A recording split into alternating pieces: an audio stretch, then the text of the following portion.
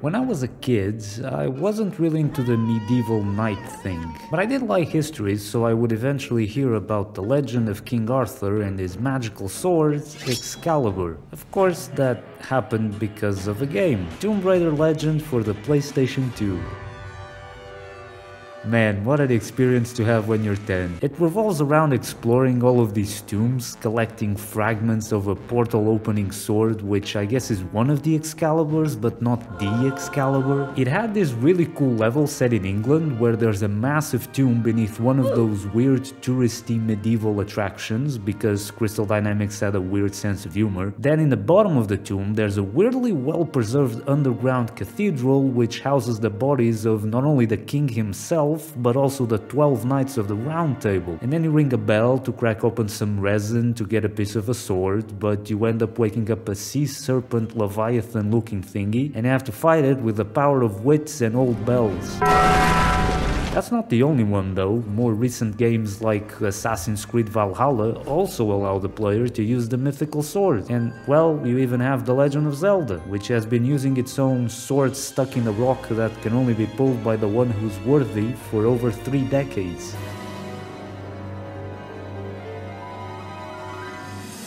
But I'm getting sidetracked. The point is, Arthur and Excalibur are no strangers to video game adaptations. So the question is, I suppose, how do you bring that to a game about fighter jets? Well, why would you even want to do that in the first place? Truth is, Project Aces does this because they can. We don't care.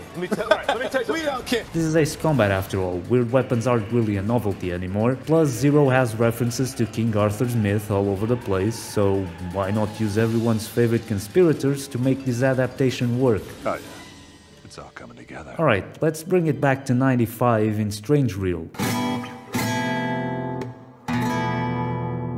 Gladisant. To King Arthur, it was a beast that represented the corruption in his kingdom. To the Belkans, it's the ruin of an ancient city which they corrupted by turning into a giant military base. Now, after Directus, the allies are really eager to step into Belkan territory, and lucky for them, Gladisant is going to be the perfect excuse. There are rumors that the Belkans are developing a weapon of mass destruction inside the compound. Because of that, the allies can just start their invasion of Belka and call it by a less offensive name, like Nuclear Inspection Mission. The idea is to just go in, disable Gladisant's defenses and let the ground troops clean up the rest. In Ace Combat terms, that translates into a score attack mission, because nothing summarizes Ace Combat's gameplay better than turning the deaths of thousands into numbers on a high score hunt. Good thing I'm in peak condition, huh?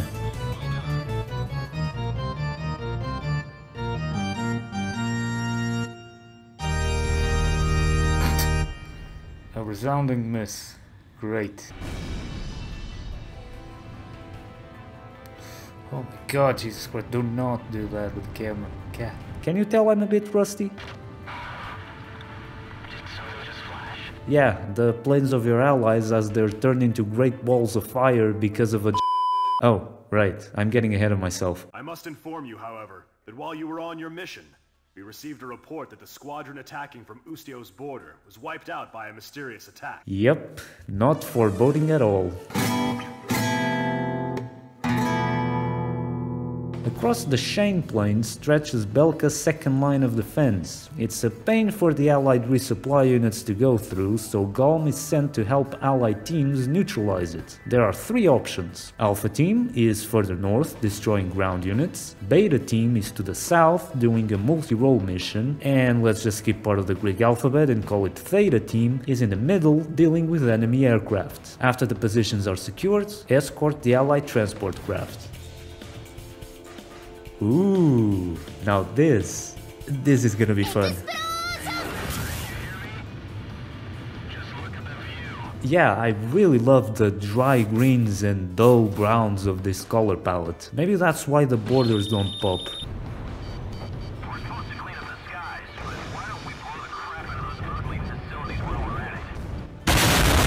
Jesus Christ. Dude! Oh jeez. Okay, well.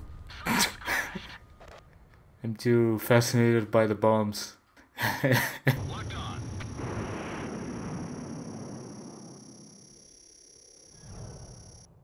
Well, that didn't really work, did it? Let's just go back to something that does.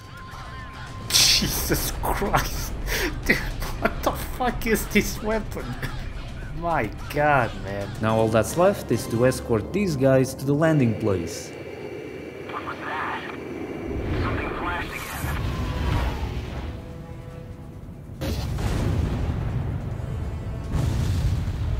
Oh, two of them survived. You know that feeling of knowing the outcome of something before it happens? Here comes an attack. Watch out! Well, I guess it's time to bail. Oh jeez. My god damn, Jesus fuck. Dude, why are the lasers always so loud? This one doesn't even make sense. I don't know why I'm saying this, but you can't listen to light. It's not the light beam that makes the sound, it's whatever's making the light beam who's making sounds, because there's machinery, there's a conductor, a resistance, electrical thingies. I'm supposed to be an engineer. Jeez. The point is, big machine goes boom, laser beam does not go boom. You can see it, but you can't hear it. So if you're really far away from the thing that's making the laser, which let's be honest, I'm not seeing anything making the laser here, you can't listen to it. Why am I getting so worked up about this? It does make it cooler though. Sounds like a steel screech, almost like unsheathing a sword. Oh, I get it. Why is it always with lasers in this goddamn universe? You guys could be a bit more creative, you know that? That was a bad nightmare. We lost several of our members. Mercenaries like us are disposable to the guys in charge. But in the end, we survived. How about giving some space when you're taxing, Pixie? There's already weird weapons out there, we don't need another one back at base. You remember when I said, how do you bring that to a game about fighter jets? Well, here's the answer. Excalibur, the first known super weapon in Strange Reel. That's right, this weird thing spawned all of the other weird things in this world. The Sword of Annihilation is a chemical laser weapon that was built by the South Belka munitions factory during the Cold War between Oseans and Bonia in the 80s. Originally, it was meant to be a long-range anti-intercontinental ballistic missile defense system to safeguard Belka in case the other two wackos decided to nuke the world. Well.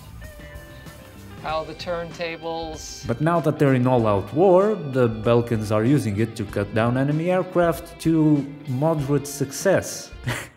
Damn, Acepedia, you're not throwing any punches, are you? The sword itself is protected by 4 jamming facilities to the south and is surrounded by several rail-based tactical laser systems. On each of the cardinal directions there are external power generators, 4 in total, that feed the main 1 kilometer long tower.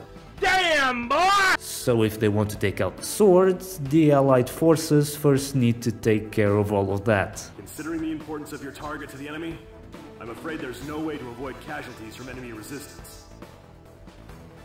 In light of this, we've called in reinforcements for this mission. They're cannon fodder, sacrificial lambs, goddamn meat for the grinder. I think we can call them for what they are, yeah? What do you plan to buy those flowers?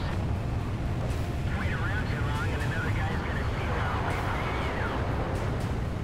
This is no time to talk about my personal life. Well, PJ knows the drill. That's the sort of personal talk that gets you killed in this universe. So, Belkans to serve, and they open up with the lasers through the Allied tanker's fuselage. The tanker's been destroyed. Gee, I would say that you could at least act a bit surprised. But yet again, why is there a tanker in the area of operation to begin with?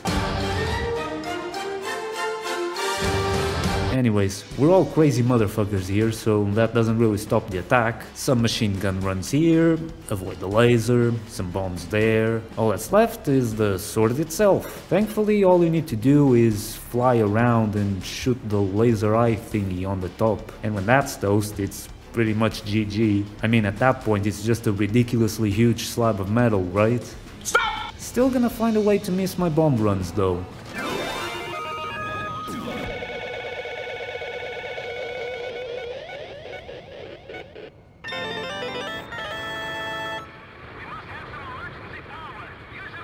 And so, after a bit of explosive encouragement,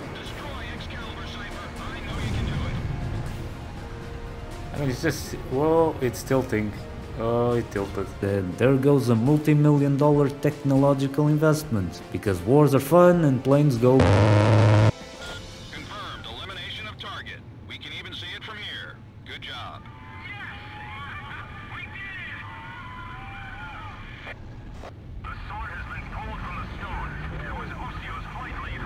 Which would make Cypher King Arthur, I guess. You know something? In one of the Legends of the King, there's this Knight of the Round Table, Lancelot, who kills a bunch of other knights while he escapes to exile because he had a thing for the king's wife. Yeah, boy. I'm not saying it matters here, I just thought you'd know. There's always the chance of a Lancelot in Cypher's court. Although we didn't discover any nuclear facilities, Excalibur is no longer a threat. Wait, we were actually searching for them? Come on, we're talking about Belka here. We literally just took down an innovative, creative, and arguably impractical super weapon. Nukes feel so primitive in comparison. Why would he even have them, right? Right?